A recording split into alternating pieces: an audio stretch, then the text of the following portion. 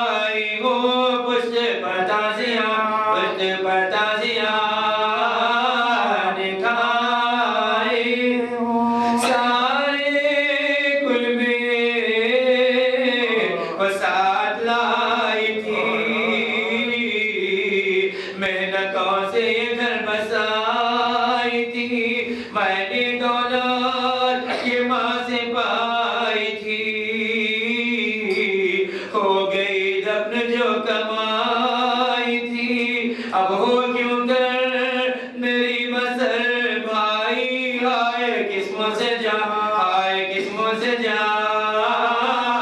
گھر بھائی تھی مقدر میں میرے رسوائی کیوں نہ دربار ہی میں موت آئی پیش حاکم گئی دکھ پائی غصہ آیا تھا پی گئی بھائی جو ہوئے ظلم سہ گئی زینب سب کے رونے کو سب کے رونے کو گئی زینب کیا بیاں ہو جو گزرے رنج میں ہاتھ بازوؤں میں میرے بندھی تھی رسان تھے تماشا اس سارے مرد و زان لٹ گئی مشاعر زمان پھری بازار شام میں زینب گئی دربار عام میں زینب مجھ سے برگشتہ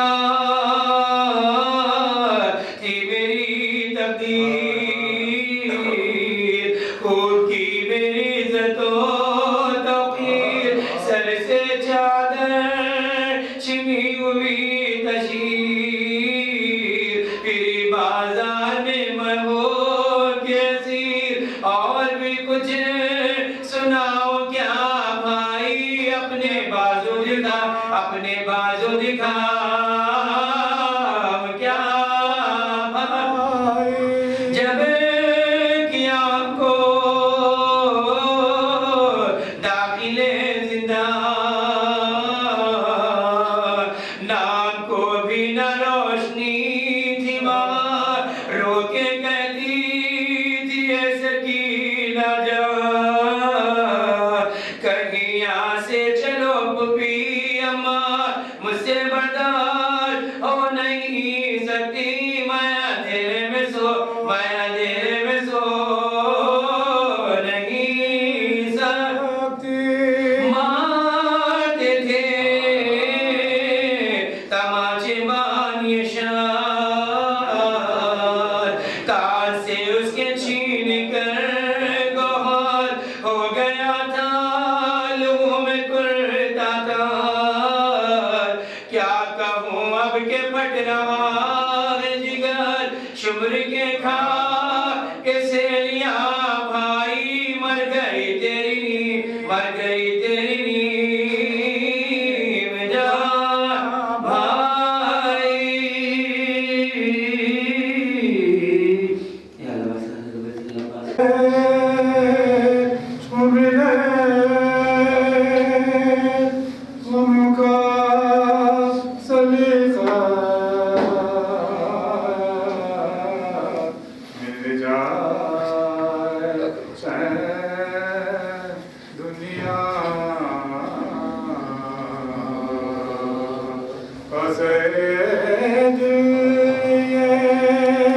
حاضر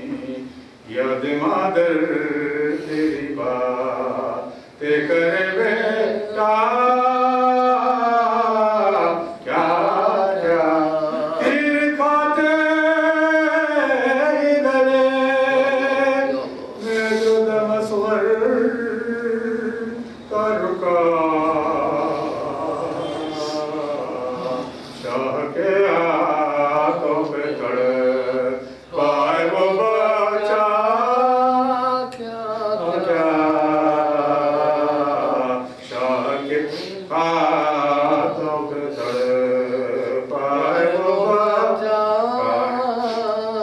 کیا کیا سب کرتے تھے سلام. سبحان اللہ. الحمدللہ رب العالمین الصلاة والسلام علی سید الانبیاء والمرسلین شفیع المذنبین خاتم النبیین رحمة العالمین جد الحسن الحسین المصطفى الامجد المحمود الاحمد ابی القاسم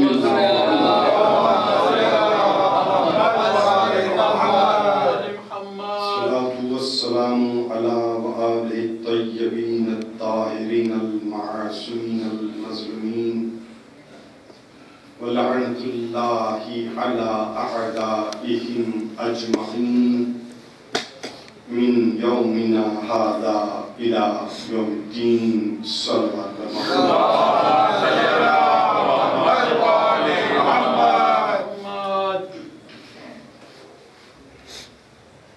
زمانے کی مادی ترقی اتنی تیز ہو چکی ہے کہ آنکھ والا تو درکنار نابینا بھی اسے محسوس کیے بغیر نہیں رہ سکتا.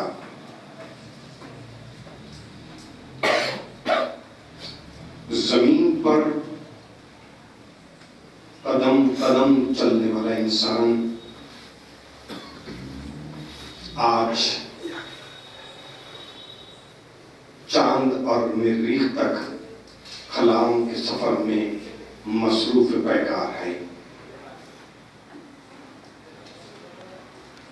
سمندر کے کنارے سمندر کی موجوں سے سہم جانے والا انسان آج اسی سمندر میں راستے بنا کر اپنی مرضی کے مطابق وہ روان دوا ہے. کائنات میں ایسے محسوس ہوتا ہے کہ کوئی چیز باقی نہیں رہی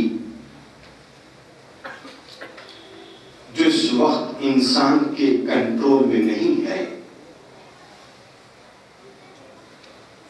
اونچائی، پستی، ہوا، پانی، مسافت، ہمہ اقسام کی ٹیکنالوجی اتنی ڈیولپ ہو چکی کہ آپ پوری کائنات کو اپنے اسمارٹ فون کے ذریعے جیب میں رکھے گھوم سکتے ہیں، گھوم رہے ہیں.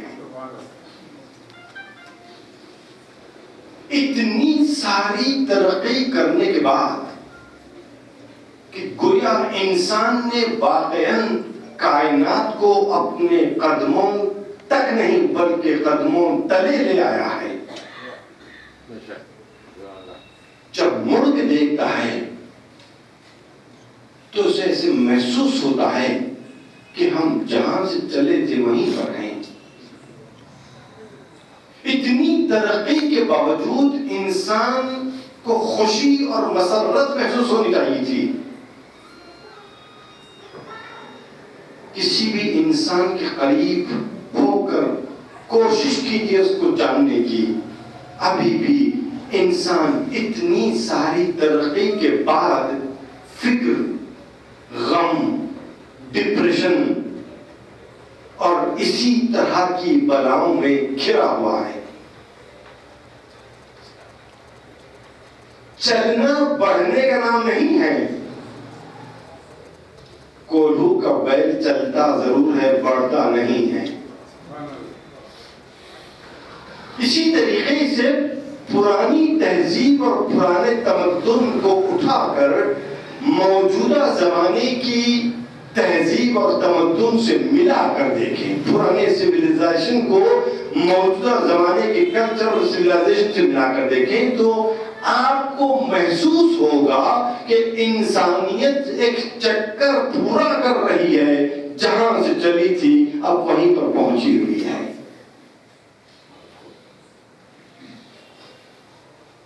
پچھلے زمانے میں، پچھلی تہذیب میں، پچھلے تمدن میں انسان برہنہ تھا۔ اس کو جب شرم کا احساس ہوا، حالانکہ مجبوریوں کا اس کے پاس عذر تھا، اس لیے کہ ٹیکسٹائل ٹیکنالوجی ابھی ڈیولپ نہیں ہوئی تھی، لیکن پھر بھی جب اس کی اندر کی فطرت نے شرم کا احساس دلایا تو درختوں کی چھال اور پتوں کا لباس بنا کر اس نے اپنی برہنگی کا اعلان کیا۔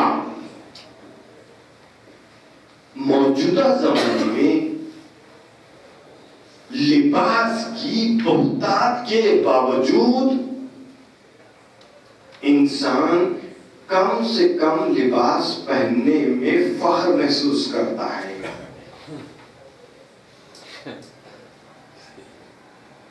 اور جو نیا کپڑا پہنتا بھی ہے مکمل طور پر اس کو مختلف جگہ سے پھاڑنا اس کے لیے فیشن بن گیا ہے۔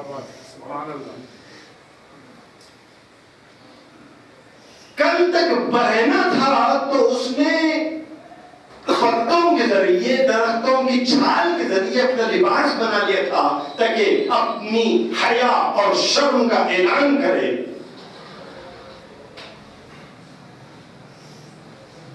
آج لباس کو مختصر کرنے کے بعد بھی اس کو بے شرمی محسوس نہیں ہوتی۔ پچھلے زمانے میں سب سے سنگین اور نازک مسئلہ تھا صنف نازک عورت،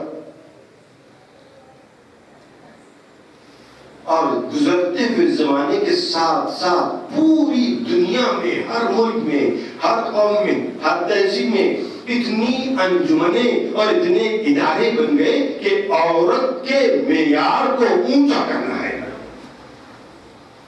ہم نے تہذیب پر بہت بحث کی، تنقید کی، یہاں تک کہا کہ عورت کے زیور کو ہتھکڑیوں سے تشبیہ دی گئی۔ نتیجہ کیا ہوا؟ موجودہ زمانے کی عورت کو چوڑی سے بھی نفرت ہو گئی، اس لیے کہ اسے یہ سمجھایا گیا کہ تم یہ اس لیے پہنتے ہو کہ تم عورت ہو۔ عورت سے تو سارے زیور اتر گئے، مگر میں کیا کروں؟ موجودہ ترقی یافتہ زمانے کا سو کالڈ ترقی یافتہ نوجوان، اس کے ہاتھ میں کڑا، کان میں جھمکا، سر کے بال کمر تک رکھنا اس کے لیے فیشن بن گیا ہے، اور اس پر فخر محسوس کرتا ہے۔ عورت خوش ہے جو چیز مجھ سے اتر گئی تم پر چڑھا دی، مجھے میرا مقام حاصل ہو گیا۔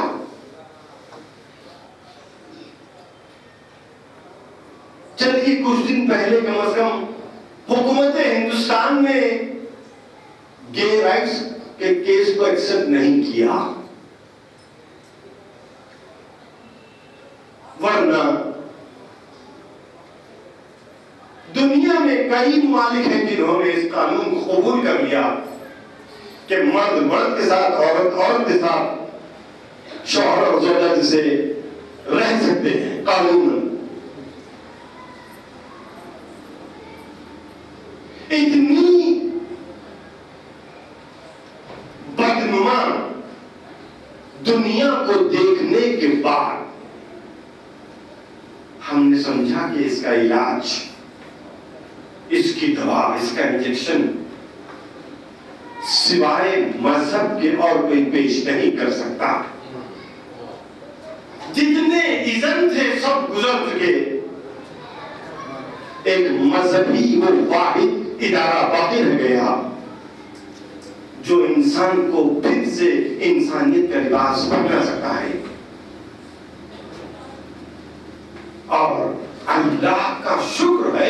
کہ مذاہب میں مذہب اسلام میں تشیع کہ اس کے اندر مجلس امام حسین ایک ایسا ادارہ، بلکہ ادارہ لفظ چھوٹا ہو جائے گا، اس کو جامعہ کہہ سکتا ہوں، اس لیے کہ مدرسہ وہ ہوتا ہے جہاں بچے جاتے ہیں، کالج وہ ہوتا ہے جہاں جوان جاتے ہیں، یونیورسٹی وہ ہوتی ہے جہاں ہر کوئی جاتا ہے۔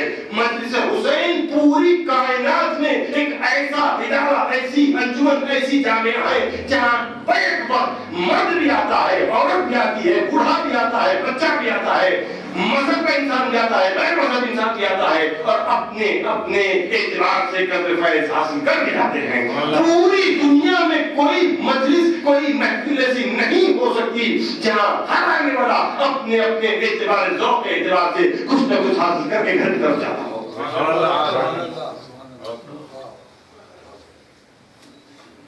اندازہ ہوا نا کہ مجلس کتنی اہم شے ہے۔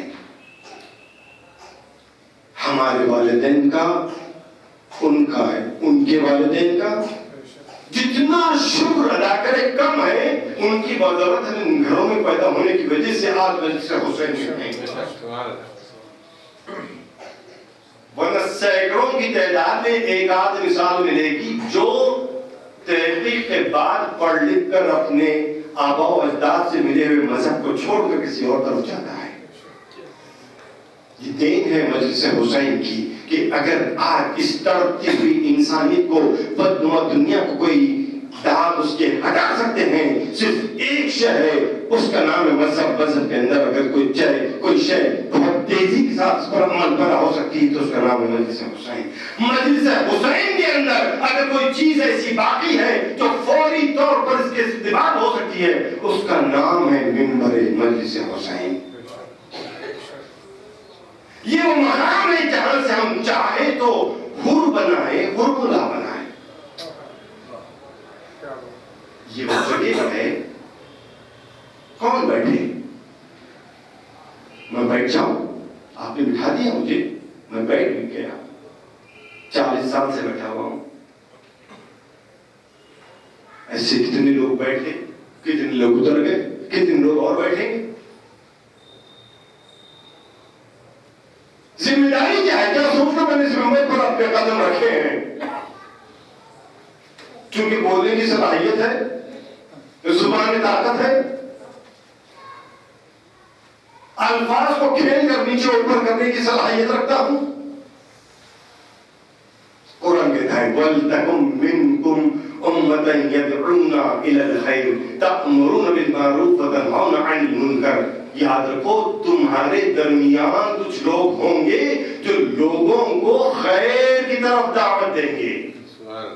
خیر کو اسی آیت میں پھر اللہ نے ڈیفائن کیا، تأمرون بالمعروف وتنہون عن المنکر، کہ ان لوگوں کی ذمہ داری ہوگی کہ اچھی باتوں کی طرف بڑھائیں، بری باتوں سے روکیں۔ معلوم ہوا منبر نام ہے اس جگہ کا جہاں بیٹھ کر انسان کو کوشش کرنی چاہیے کہ ہم حق کو حق کہیں گے، باطل کو باطل کہیں گے۔ یہ نہ دیکھیں کہ سننے والوں کی طبیعت خوش ہوگی کہ نہیں، بلکہ یہ سوچنا پڑے گا کہ اللہ خوش ہوگا کہ نہیں۔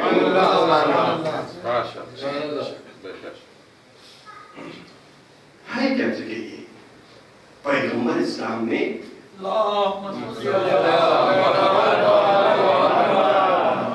اعلان جہاد اسی ممبر سے کیا، زراعت کی تعلیم اسی ممبر سے دی، صنعت کی تعلیم اسی ممبر سے دی، بزنس کے رولز اسی ممبر سے بتائے، شریعت اسی ممبر سے پہنچائی، امر بالمعروف نہی عن المنکر اسی ممبر سے پیش کیا، جہاد کی تعلیم اسی ممبر سے دی، علی اور آل رسول کے فضائل اسی ممبر سے بیان کیے۔ معلوم ہوا کہ اگر دینے والے میں صلاحیت ہو، لینے والے میں جذبہ ہو تو اس ممبر سے سب کچھ مل سکتا ہے۔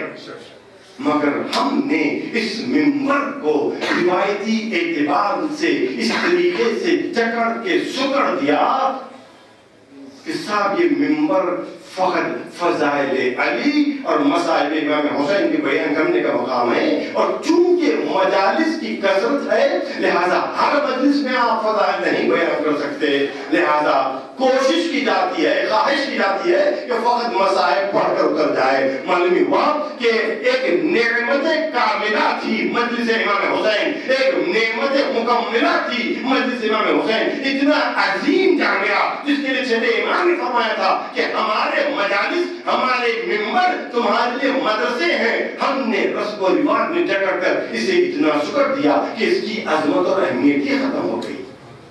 آج ہم کربلا کے واقعے کو انیس کے مرثیوں سے، طبیب کی مرثیوں سے، شعراء کی شاعری سے زیادہ سنتے ہیں بمقابلے خود امام حسین کی زبانی۔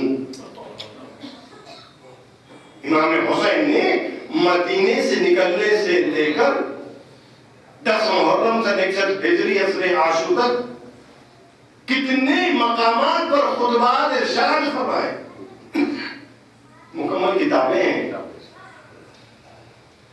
مگر ہم کو توفیق نہیں ہوتی کہ کبھی ان خطبوں کو ریفر کریں کہ امام نے آخر مدینے سے نکلتے وقت بتایا کیا تھا کہ میں مدینہ کیوں چھوڑ رہا ہوں۔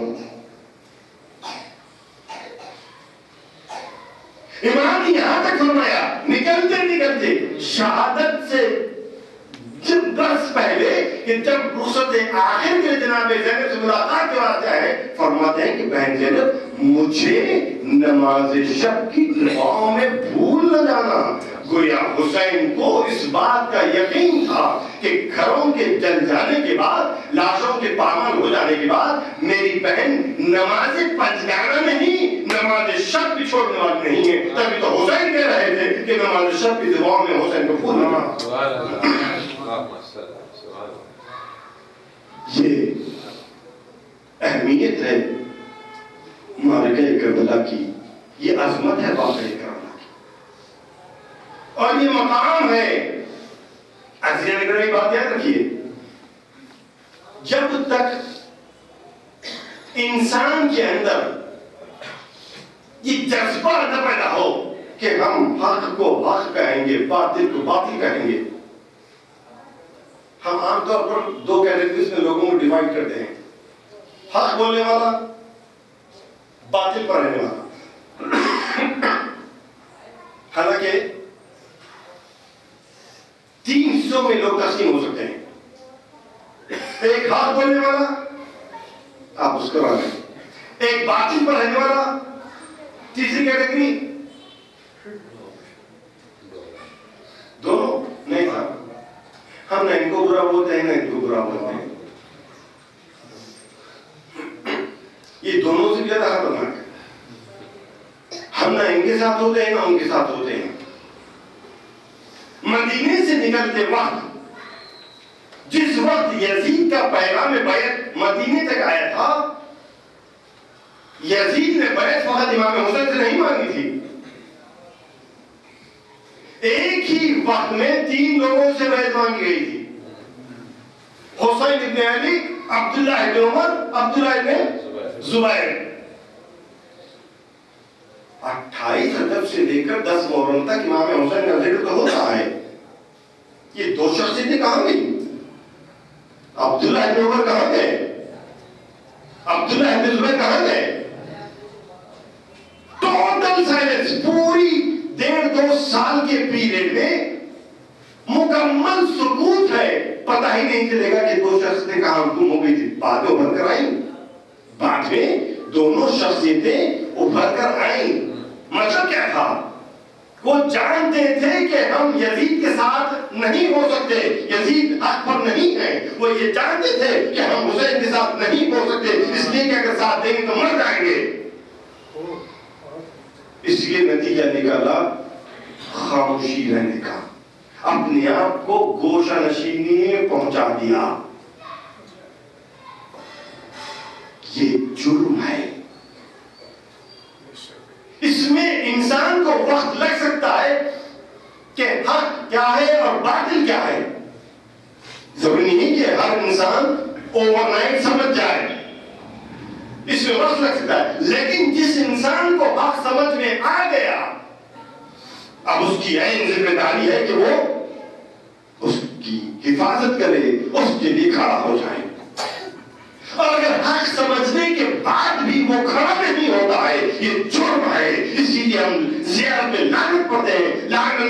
امتن قتلت کا، لعن اللہ امتن ضربت کا، لعن اللہ امتن سمعت بذالک فرجت کے، لعنت ان پر بھی ہے جنہوں نے سنا اور خاموش بیٹھے رہے۔ کب سے پڑھ رہے لعنت؟ کب تک پڑھتے رہیں گے؟ عزیزان گرامی، سب سے بڑی بات ہوتی ہے امام کے موجود ہونے کی۔ امام اگر موجود ہو تو حق خود بخود حق ہو جاتا ہے، باطل باطل ہو جاتا ہے۔ کسی کے نام پر لکھا نہیں ہوتا، کسی کے ماتھے پر اس کا نام لکھا نہیں ہوتا۔ امام حسین نے نام یزید میں اتنی نفرت بھر دی کہ اب کسی میں ہمت نہیں ہوتی کہ اپنا نام یزید رکھ سکے۔ یہاں رواج نہیں ہے، مگر دوسرے مقامات پر رواج ہے۔ دوران مسجد جسے آپ نعرے لگاتے ہیں، یزیدیت مردبات کے نعرے لگتے ہیں بہت سی جگہ۔ ہم دبئی میں کافی مجلسوں میں نعرہ لگتا ہے یزیدیت مردبات۔ بھائی جھگڑا یزید سے تھا، یہ یزیدیت مردبات کیا ہو گئی؟ کہا یزید ایک فرد تھا، مر گیا۔ یزیدیت فکر کا نام ہے۔ جب جب یزیدی فکر جاگے گی، یزیدیت مردبات کا نام لگانا پڑتا ہے۔ عزیزان گرامی، امام اگر موجود ہو تو حق خود حق ہو جاتا ہے، باطل باطل ہو جاتا ہے۔ اس لیے کہ انسان کا نفس تو دھوکہ کھانے والا ہے، وہ آسانی کے ساتھ، اتنی آسانی کے ساتھ شیطان کے بہکاؤ میں آ سکتا ہے کہ جو چیزیں بین طور پر حق ہوں ان کے باطل ہونے کی فتوے تراشے جا سکتے ہیں۔ ایسا ہوا ہے۔ قاضی شریح دشمن اہل بیت تھا کہ دوستدار میں اہل بیت میں تھا؟ محب اہل بیت۔ شاید آپ سے ہم سے بڑھ کر اس کے دل میں امام حسین سے محبت تھی۔ جب ایک قاضی ہے، وہ جب یزید کا آدمی پہنچا کہ یزید نے یہ خط دیا ہے، اس پر دستخط کر دی کہ حسین واجب القتل ہے، کیا کیا اس نے؟ نہیں کر دوں گا کر دیا؟ نہیں، اس نے بازو میں ایک پتھر رکھا تھا، اس کو اٹھا کر اپنی پیشانی پر اتنی زور سے مارا کہ خون نکلنے لگا۔ کم بات، میں لکھوں کہ حسین واجب القتل ہے، میں لکھوں کہ نواسہ رسول واجب القتل ہے، مر جاؤں گا، نہیں ہو سکتا۔ آنے والے نے کہا جذبات میں آنے کی کوئی بات نہیں، یزید کو تو حسین کو قتل کروانا ہے، تو دستخط نہیں کرے گا کوئی اور کر دے گا۔ ہاں، ایک تھیلی رکھ کر جا رہا ہوں، اگر تم اس کاغذ پر دستخط کر دی تو کل یہ تھیلی تیری ہو جائے گی، اور اگر تم نے دستخط نہیں کی تھیلی واپس لے کر جاؤں گا۔ اور یہ نہ بھول کہ یزید تو حاکم ہے، کسی اور سے سائن کروا دے گا۔ ایک رات کا موقع ملا، دوسرے دن یزید کا آدمی آیا تھا، کاغذ ریڈی تھا سائن کر کے۔ پھر پوچھتا ہوں اپنے آپ کو انالائز کرنے کے لیے کہ ہم کو اہل بیت سے زیادہ محبت ہے یا قاضی شرح کو اہل بیت سے زیادہ محبت تھی؟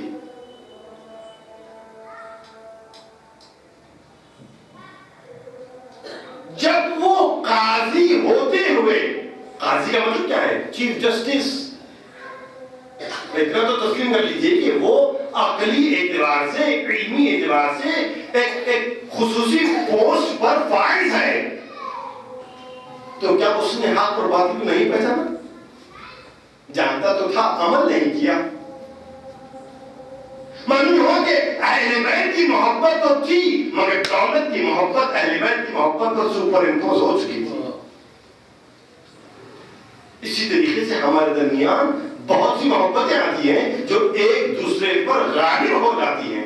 محبت تو ہے، بچوں سے محبت ہے، بیوی سے محبت ہے، کام سے محبت ہے، پیسے سے محبت ہے، مذہب سے محبت ہے۔ وقت آنے پر پتہ چلے گا کہ ہم نے کس کی محبت کو کس پر پروان چڑھا دیا، یہ تو وقت بتائے گا۔ قاضی شریح نے ثابت کر دیا کہ اس کے دل میں اہل بیت کی امام حسین کی محبت تو تھی مگر دولت کی محبت حسین کی محبت پر غالب آ گئی. جب قاضی شرح حق کو جانتے ہوئے حق سے بھٹک سکتا ہے تو کیا شوکت علی مرزا حق کو جانتے ہوئے حق سے نہیں بھٹک سکتا؟ مثال دیتا ہوں. دنیا میں ایک شوکت نہیں ہے، بہت سے شوکت ہیں. ایک ذاکر نہیں ہے، بہت سے ذاکر ہیں. ایک مولوی نہیں ہے، بہت سے مولوی ہیں. مولوی ہو کہ حق کا جاننا اور بات ہے، حق کو جاننے کے بعد اس پر عمل پیرا ہونا، ڈٹے رہنا، چاہے میری جان چلی جائے مگر میں اس پیمانے سے ہٹ نہیں سکتا، وہ کامیابی ہے. کامیابی نہیں ہے کہ میرے پاس صحیح بات کا علم تھا، کیا کیا. نماز پڑھنے کا طریقہ جاننا فیض نہیں پہنچائے گا. جاننے کے بعد پڑھا کہ نہیں پڑھا وہ سوال پوچھا جائے. ہاں پڑھ لیا تو درمیان میں عمل میں کچھ غلطی رہ گئی، سوری معافی چاہوں گا کہ جانتا نہیں تھا، بھول ہو گئی، غلطی ہو گئی. پڑھا تو ہوں کہ ایک رکن چھوٹ گیا ہے، دعا کروں گا کہ اللہ پوری کر لے. عزت گرامی یہ اہمیت ہے. اور یہ پیغام جب ہم نے دوسروں تک ایک سیکنڈری سے لے کر آج کی تاریخ تک جب لوگوں تک پہنچانے کی کوشش کی گئی تو ہمیشہ ماضی میں بھی موجودہ زمانے میں بھی دو رکاوٹیں ہمیشہ سامنے آئی. ایک رکاوٹ کا نام ہے کفر، ایک کا نام ہے نفاق.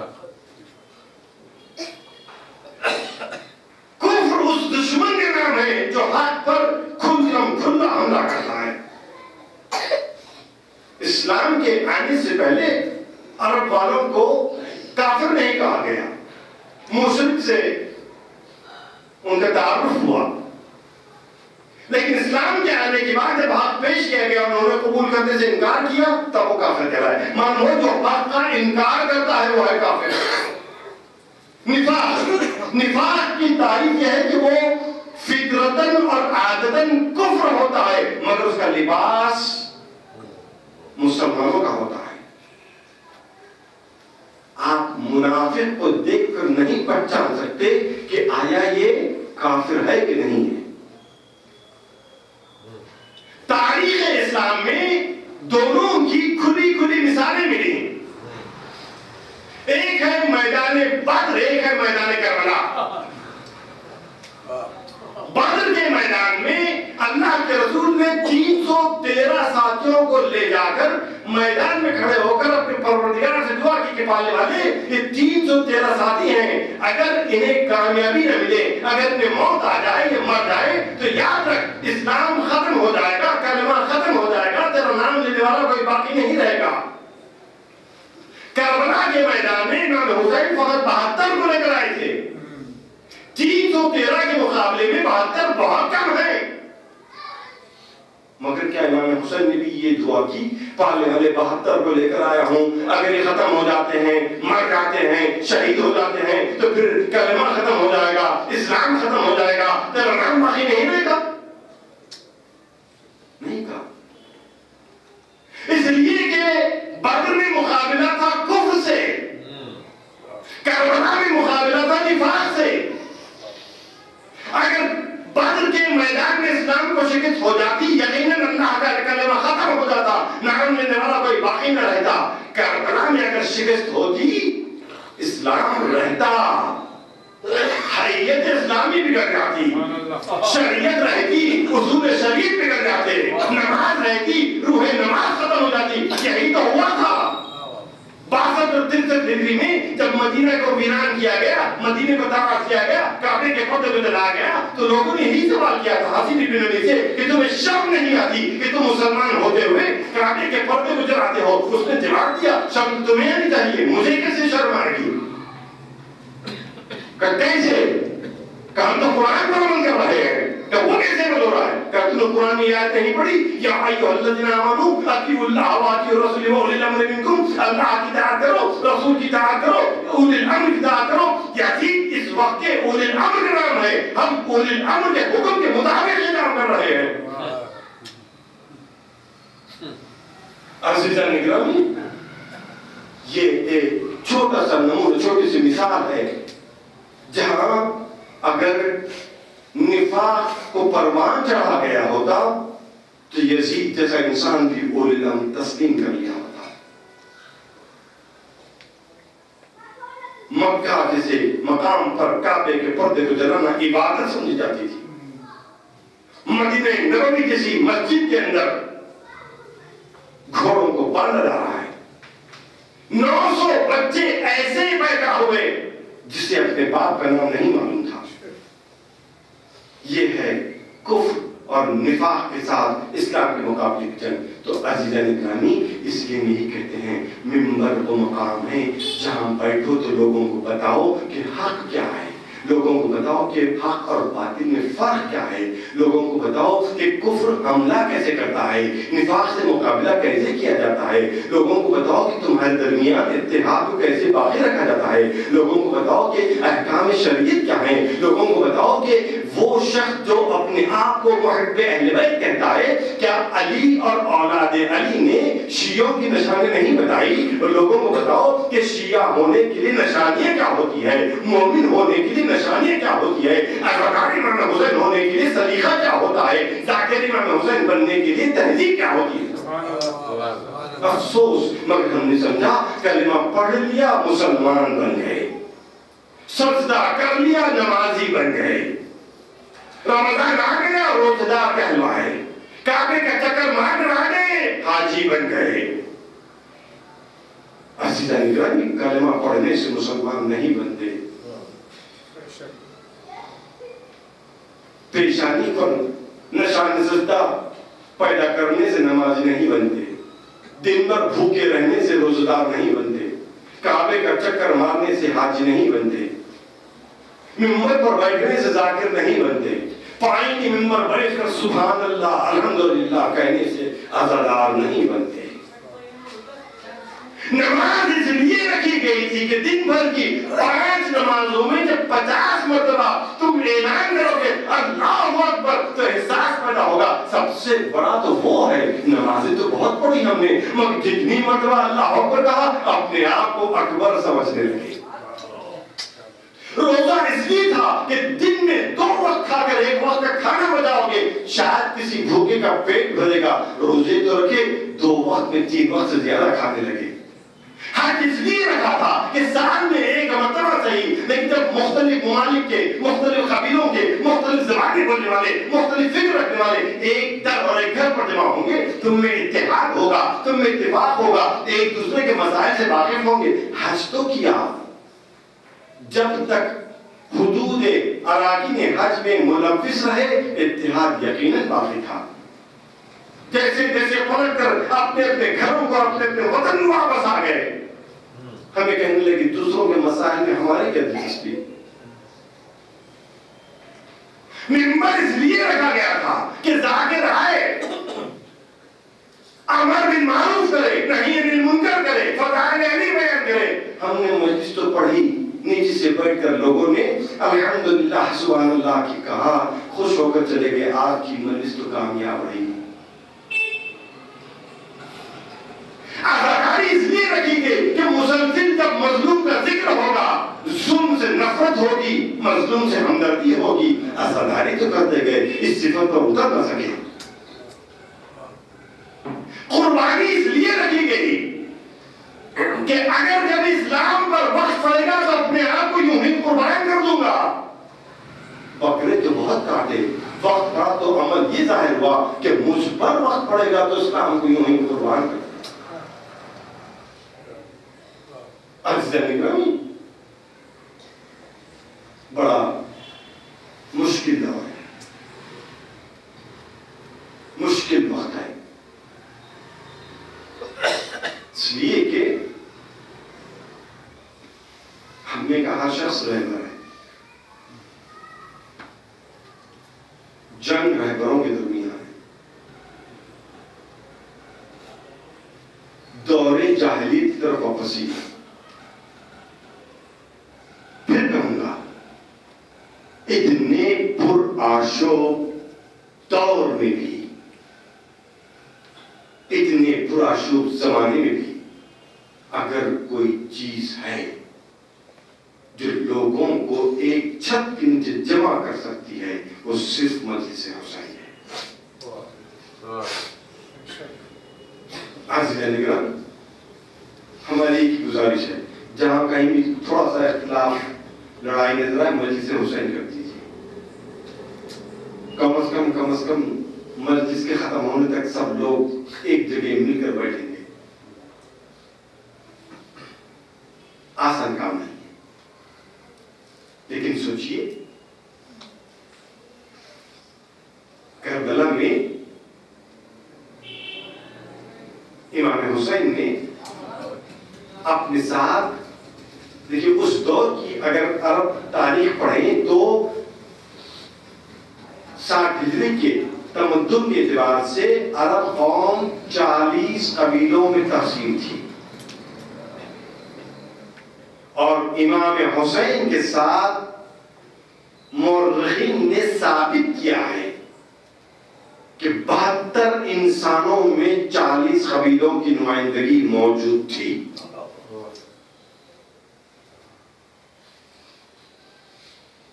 28 رجب سے لے کر 2 محرم تک حسین نے 40 قبیلوں کو ایک صحرا میں جمع کر لیا. یہ ہے کارنامہ حسینی.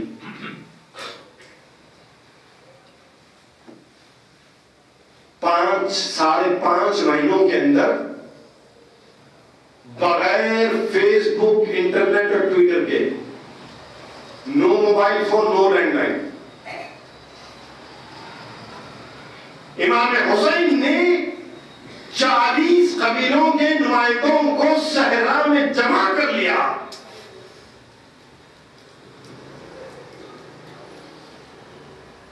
ہم 40 زیادہ حسین رہا 4 مختلف ذہن رکھنے والوں کو ایک مجلس سے جمع نہیں کر سکتے.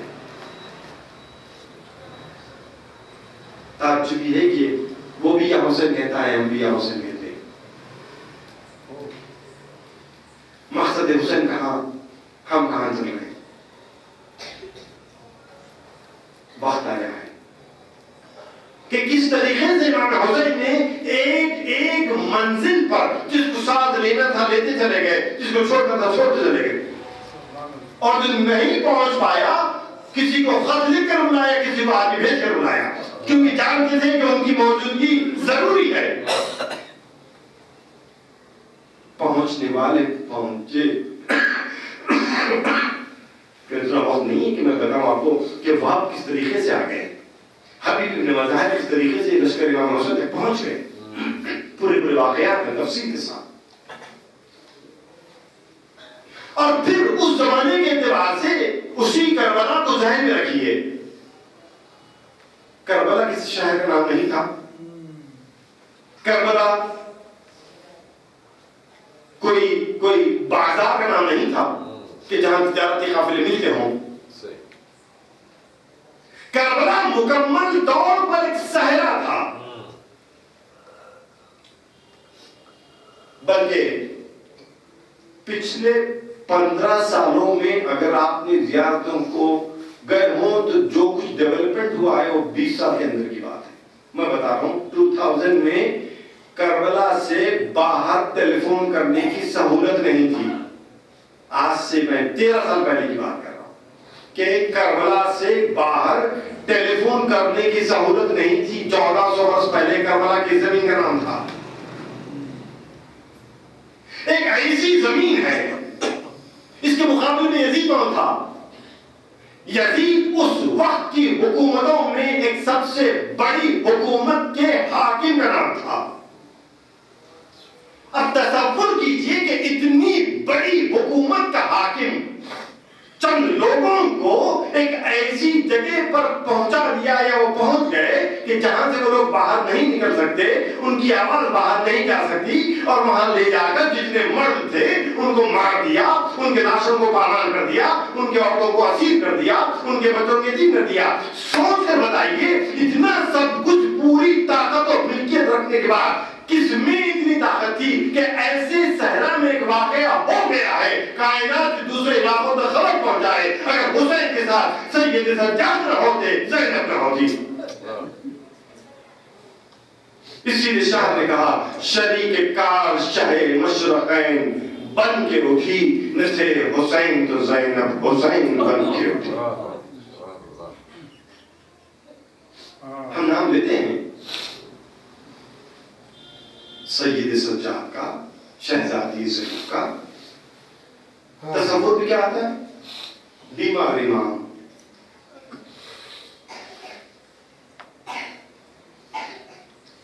بے وارث بیویاں,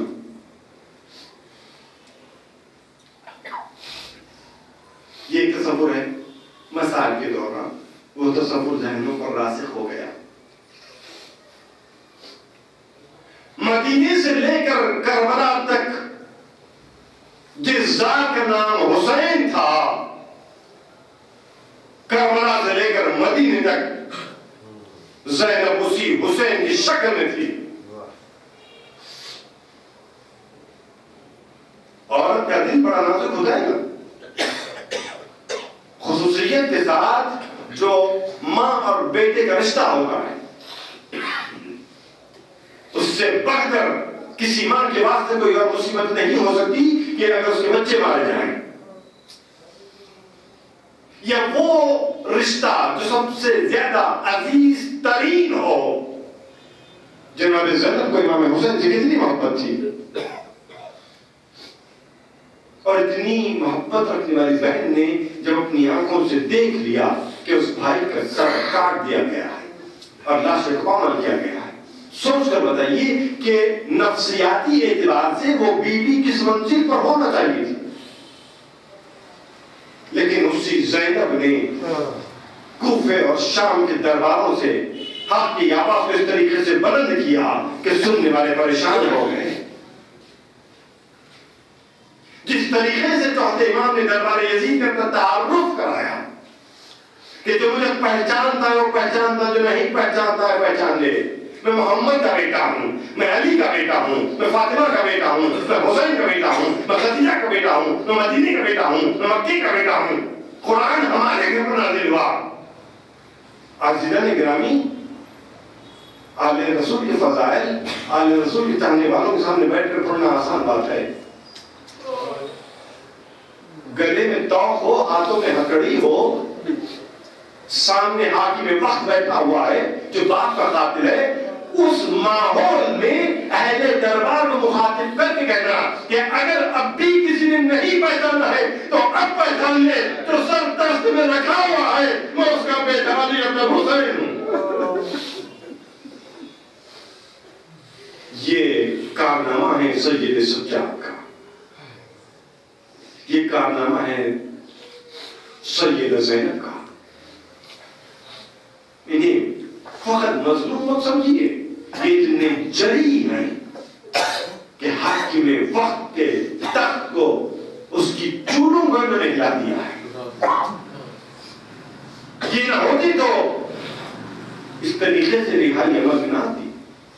ہاں, نفسیاتی اعتبار سے یقیناً مصائب کی انتہا نہیں.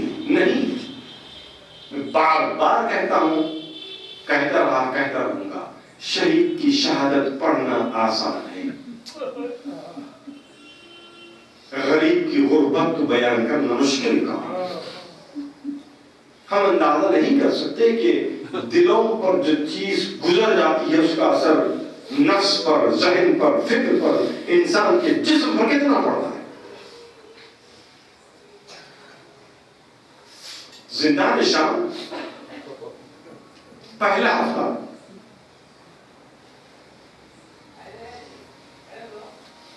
کوئی عورت داخل زندان ہو گئی, کچھ کھانا لے کر آئی تھی. پوچھا کیا ہے؟ کہ میری والدہ نے بھیجا ہے. کیوں بھیجا ہے؟ کہ وہ ہر شب جمعہ جو بھی قیدی قید خانے میں ہوتے ہیں وہ ان کو اپنے مالک کے صدقے میں کھانا کھلاتی ہے. یہ ہے عالم غربت کہ رسول اللہ کی نواسی علی اور فاطمہ کی بیٹی ایک کنیز آ کر کہہ رہی ہے کہ جو کوئی اس قید خانے میں آتا ہے میری مالکہ ان کو صدقہ کھلاتی ہے. زینب نے کہا کہ کھانا واپس لے جا. مالکہ سے کہہ دینا کہ ہم وہ جن پر صدقہ حرام ہے. کنیز واپس لوٹی. مالکہ واپس آئی. کہا بی بی سچ پوچھو تو صدقہ نہیں ہے بلکہ میرے آقا کی سلامتی کے لیے کھانا کھلانا. کہ تو کون ہے؟ تیرا آقا کون ہے؟ کبھی بھی میں چھوٹی سی تھی بڑی سخت بیمار پڑی. میرا بابا مجھے مدینے لے گیا. ہم رسول اللہ کی خدمت میں حاضر ہوئے. میرے بابا نے رسول اللہ سے خواہش کی کہ میری صحت کی واسطے دعا کی جائے. اس وقت رسول کی آغوش میں ایک چھوٹا سا بچہ تھا. رسول اللہ نے اس بچے سے خواہش کی. اس بچے نے میری صحت کی واسطے دعا کی. مجھے صحت ملی. جب ہم مدینے سے چل رہے تھے تو میرے بابا نے اس بچے کا نام پوچھا. رسول اللہ نے اس بچے کا نام حسین بتایا. جب سے اپنے شہر شام کو لوٹ کر واپس آئی ہوں ہر شب جمعہ قیدیوں کو کھانا کھلا کر دعا کرتی ہوں اللہ میرا حسین کو سلامت رکھے. زینب نے کہا کہ بیوی اب یہ قیدیوں کو کھانا کھلانا بند کر دے. تیرا حسین سلامت نہیں رہا. کبھی بھی ایسا نہ بیان کرو حسین کے صدقے میں مجھے زندگی ملی ہے. کبھی بھی اگر یقین نہ آئے زندان شام کے دروازے پر دیکھ لے سر حسین بلند کیا گیا ہے.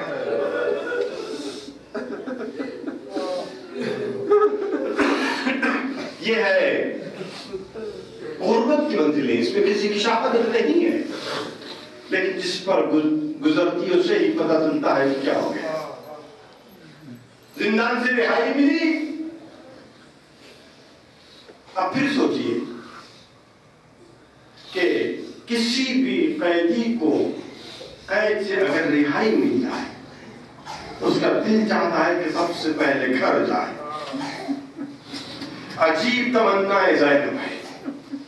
سید سجاد نے پوچھا پھوپھی اماں رہائی کا حکم آیا آپ بتائیے کیا کیا جائے. کہا بیٹا خواہش کرو کہ ایک مکان خالی کر کے دیا جائے. مکان خالی کیا. کہا ہمارے تبرکات واپس کیے جائیں. اب مجھے نہیں معلوم تبرکات سے آپ کا ذہن کہاں تک گیا.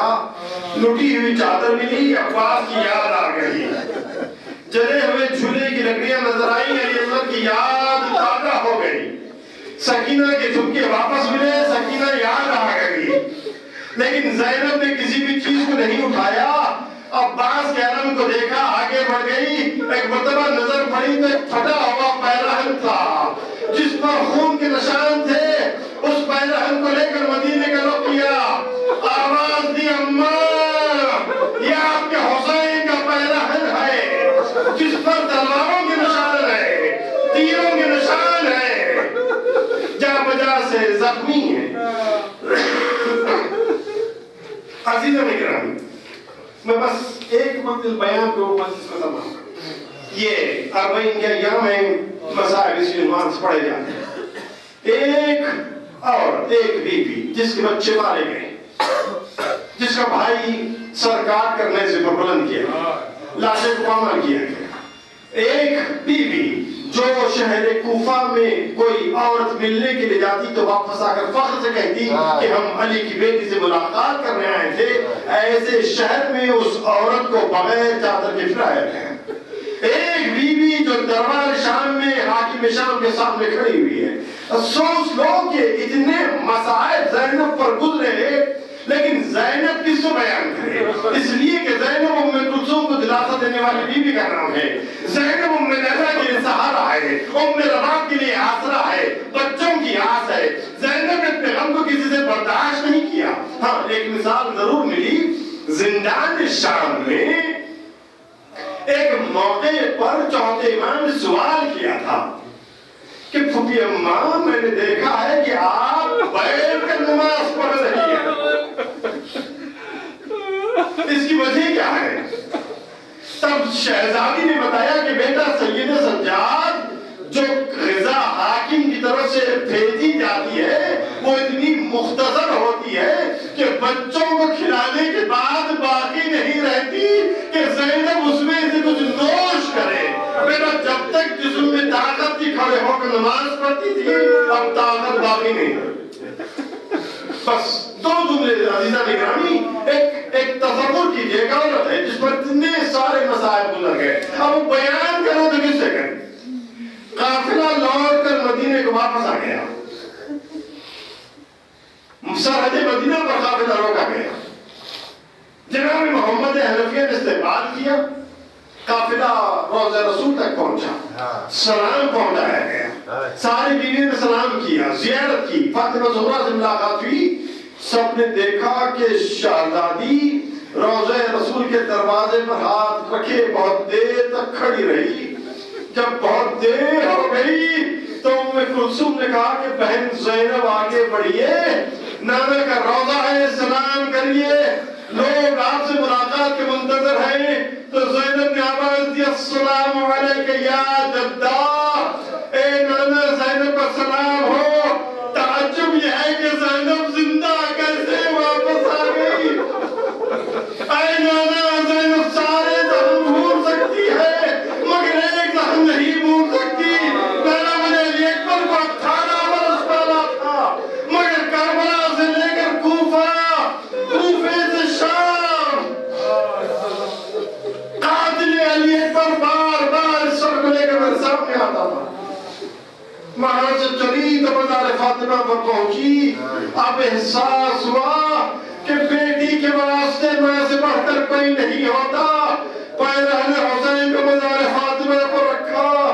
آواز دی اماں زینب واپس آئی ہے. دستور یہی ہے کہ مسافر سفر سے لوٹتا ہے تو کوئی نہ کوئی تحفہ ضرور لاتا ہے. یہ اماں یہ حسین کا پیرہن ہے. اس کے بعد زینب نے کچھ بیان کیا جو میں اپنے الفاظ میں بیان کرتا ہوں. اماں حسین کے ساتھ ہر مصیبت میں تمہاری بیٹی برابر کی شریک رہی. حسین نے گھر کو چھوڑا, زینب نے گھر کو چھوڑا. حسین نے 2 بیٹوں کو قربان کیا, زینب نے 2 بیٹوں کو قربان کیا, مگر اماں ایک فرق باقی رہا.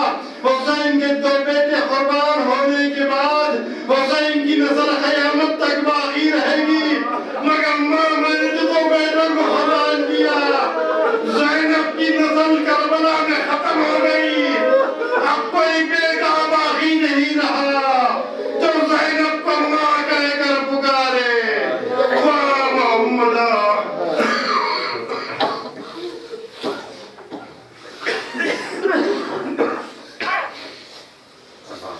سيعلم الذين ظلموا أي منقلب ينقلبون ألا لعنة الله على الظالمين. ربنا تقبل منا ذنوبنا مسلمان دنیا کی کسی حصے کیوں نہ تو ان کی عزت و آبرو کی حفاظت فرما. تعجیل فرما سلطان زمانہ کے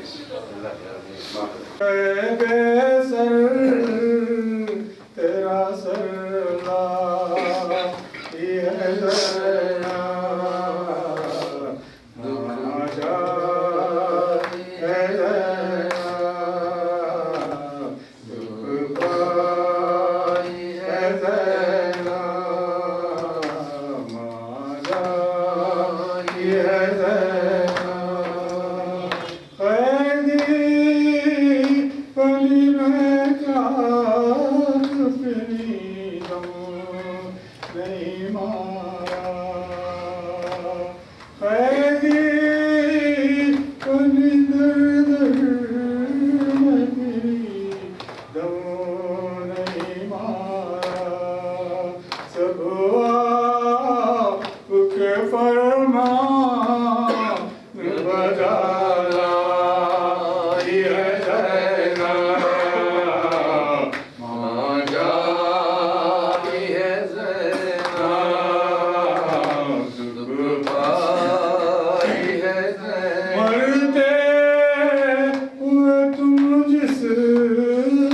مجھے سو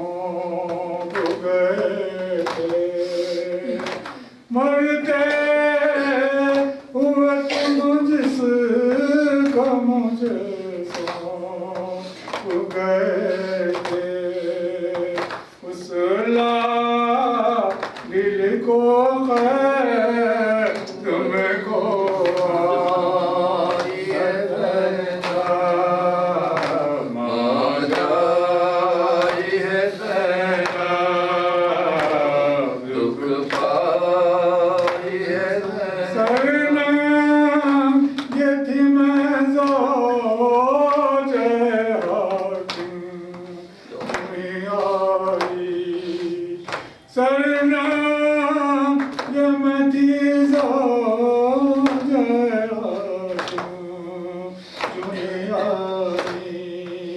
زندہ میں کیا ہمت سے شرمائی ہے زینب مائی ہے زینب ظالم نے چھڑی مار لبوں پر تمہارے ظالم نے چھڑی مار لبوں پر تمہارے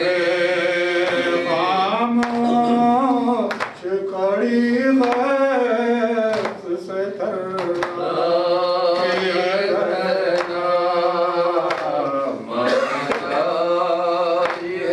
اب سا تم مجھے قبر میں لے لیے بھائی اب سا تم مجھے قبر میں لے لیے بھائی دنیا کے بہت رنگ سے گھبرائی ہے زینب مائی ہے زینب دکھ پائی ہے زینب پہلا شاید سر تیرا سر لائی ہے زینب مائی ہے زینب